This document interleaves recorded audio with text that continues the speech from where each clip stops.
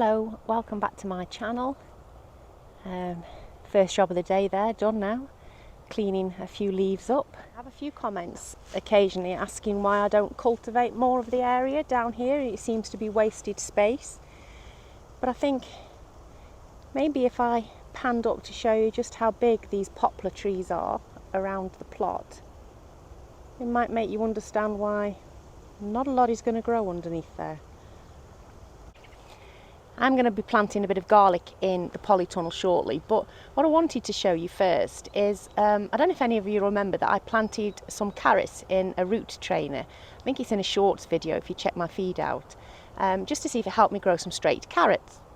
Now they're nowhere near ready to be harvested, but I wanted to just pull one up just to see if they are growing straight. I wanted to just check if they are looking like they might grow straight and if the Roottrainer is going to work. I felt like you deserved a bit of an update on that, so I will just show you them. These are the carrots in the Roottrainers. Let me see them there. I'm not disturbing this into the soil because obviously the roots will be going into the soil below. There you go. Really looking forward to a few months' time and seeing if I have some proper decent carrots. These are the resistor fly, so yeah. Right, let's go and plant that garlic. I'm just planting these 5, 3 of the cork white and 1 of the Provence, just as an extra something really, and they can stay here, they won't be in the way in the back of the tunnel.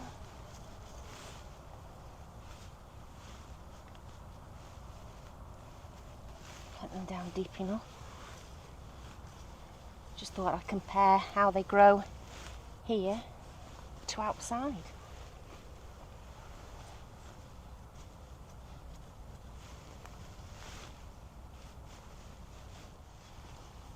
The last one. I do quite like my little knife. Right, go and get some water.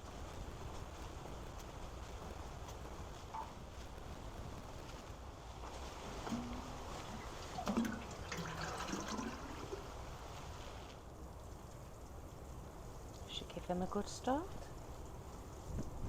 And they won't be under fleece this side, so it will still get cold overnight this side of the tunnel. While I'm in the tunnel, I'll just do a little mini polytunnel tour and show you how things have grown since the last video. These are the mooly radish. Don't know if they're doing anything under there yet, but they seem happy enough. So I'm quite happy with them. This is more of the broccoli rabe. This first 3 here seem to have been rather munched by something, but all the others seem rather happy. Do seem to be bending a bit towards the light now. This here is the Thai basil. There's one that's just sort of getting its second leaves. They've really not done anything at all. Yeah, you did say to plant them this time of year, so I don't know. You can see a few getting their second leaves on, but yeah, not doing a lot at all. The lobjoit's lettuce seedlings that I've planted out, and then these ones are the alpine lettuces. I'm ashamed to say that I've still got these chrysanthemums in the polytunnel not planted. Calabrese, which I left underneath the cover that was on the carrots when they were outside over summer. They seem really happy in there, so hopefully we'll get a nice head on those. Pea shoots doing well. Obviously this is the carrots that I've just shown you. Spring onions, they are starting to thicken up a bit now. They look like little wispy bits of rippable paper for quite some time, but they're looking a little bit better now. I have a row of red onions just coming up here, and in between the radish as well. Got some more onions there. Just see if I move them out of the way. These are French breakfast, and can see there, see underneath there now, both sides there. You can see now they're starting to produce some radishes under there now. They look quite healthy.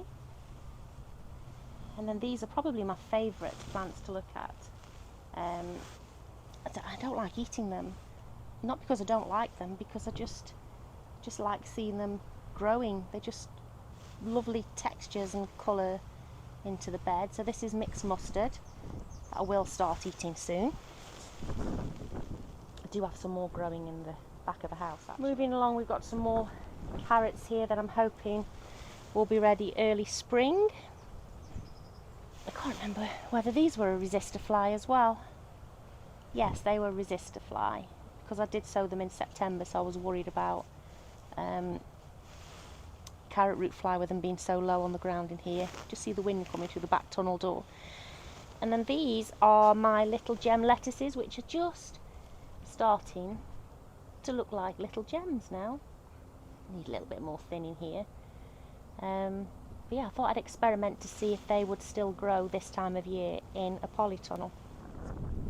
It's quite pleasing looking at the centre bed. And then this bed, still waiting to potentially put a hotbed in this corner. So I'm leaving that bare. A couple of spare of the rab there, some more seedlings. My sister's having these when I've moved the mini polytunnel onto her plot.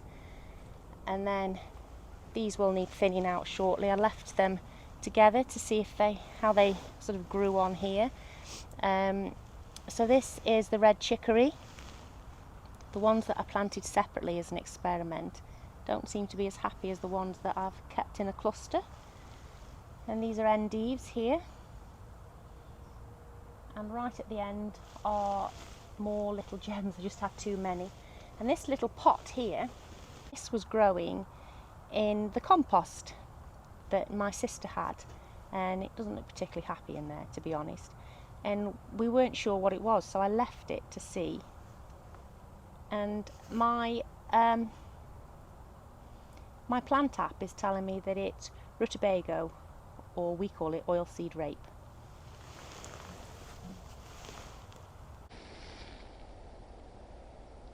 Get on and do something else. So next job is to clear the French beans, the dwarf and climbing version. They're looking way past their best now, not setting any more flowers, and a couple of the little pods that haven't grown have actually gone a little bit mouldy on them, so I think it's time to pull them. So we'll crack on and get that done. I let these lettuces go to seed, but the wind got them. And the rain. Go and have a look at the French beans. They did do quite well, and these were a late sowing. But the frost that we had last week took a while, but the frost has just done for them now, so they're time to go. So I'll get the dwarf ones out first, and then I'll tackle the runner ones after. Well, the climbing, not runner. The nasturtium seems to be on a mission to keep growing. Looks a bit battered this side because of the way the wind blew it, but the other side it looks lovely. Looks like it'd be too early to take them out anyway. I'll show you much of taking this down because I think I'll be blocking the camera. These were never that good. I tried to keep these ones here. I was going to grow them for pods, and then realised that it was never particularly healthy. Anyway, it never looked good. It was very spindly. We did get some crops off it, obviously, but not as healthy as the dwarf beans were. So I figured it was a bit pointless to save the seed from a plant that I wasn't particularly happy with anyway, so I've decided not to do that and just to sow fresh seed that I've bought.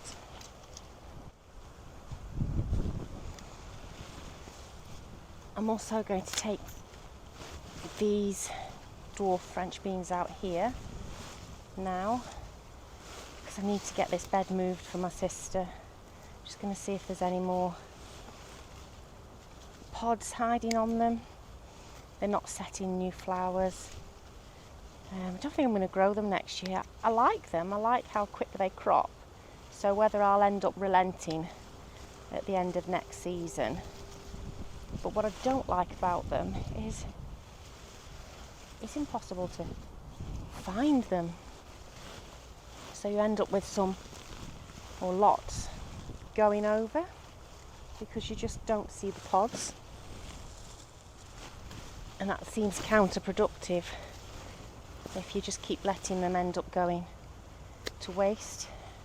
Now I would have left the roots in, but obviously, as I've just said, I'm moving this bed onto the little plot for my sister to grow in next year.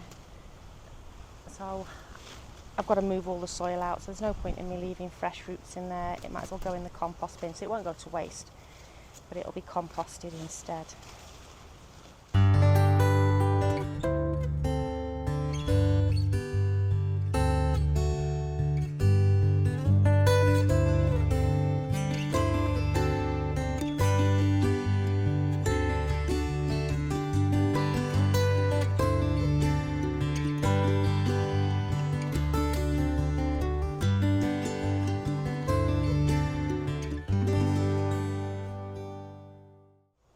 That's empty now.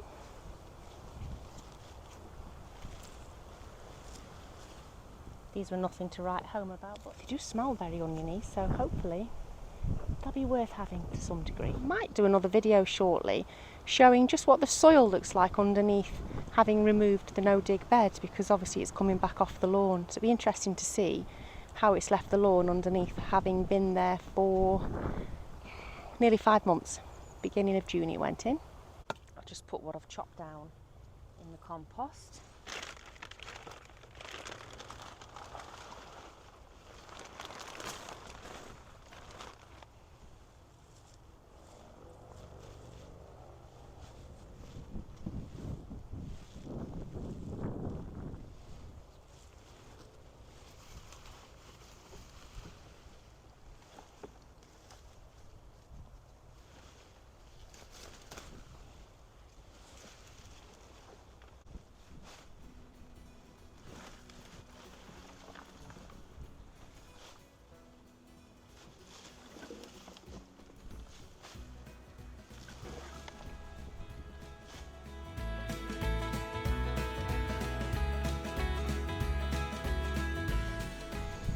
Haven't added any water to it for a bit.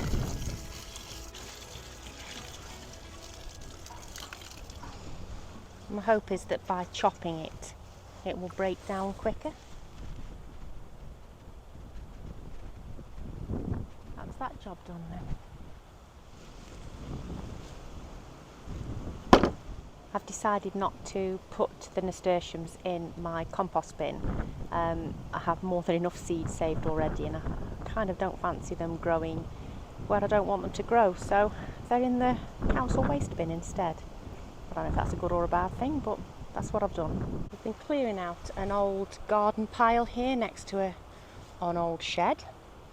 So I'm actually going to take this soil that is well rotted down and just put it round the base of my fruit trees.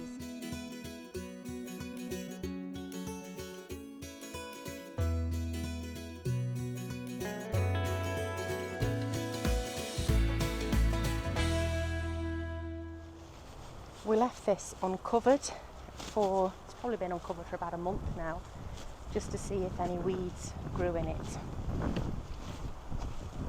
It had been buried for years, but you never know what kind of seeds might be under there that as soon as they hit a bit of light and get a bit of water, they're going to germinate on you, so I didn't want to put problems in. It's actually quite nice topsoil. And there's plenty of decayed or decaying tree matter in here that should help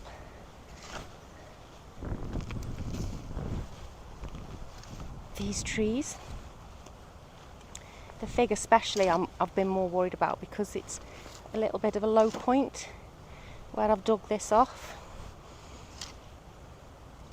So I'm a bit worried about whether I might need to move it in the future to just raise it out of the ground a bit more. I might just next summer try and put some little drain along the edge of the grass here out into the field, just to see if I can stop the water draining down this little bit of a bank towards the fig tree. I think that might be a better option because I do like where I've put it in terms of aesthetic location. This turnip bed has been growing well, but it's suddenly started to be absolutely munched by slugs. You can see in there now. I'll pull this little one out. Oh, that one doesn't look too bad. This row here were absolutely eaten to death, and I hoped that the slugs would kind of stay there and eat those. But I can see that there's a couple of bigger Swedes starting here, if you can see. I don't know if you can see under there. So that's not too bad. And then these are the purple top melans, and I can see a couple of the snowball ones look a bit bigger. Don't know whether it's too early to pull one. Shall I pull one and have a look at it? Oh, look at that. That's the snowball. That's a nice one. Might roast them tonight.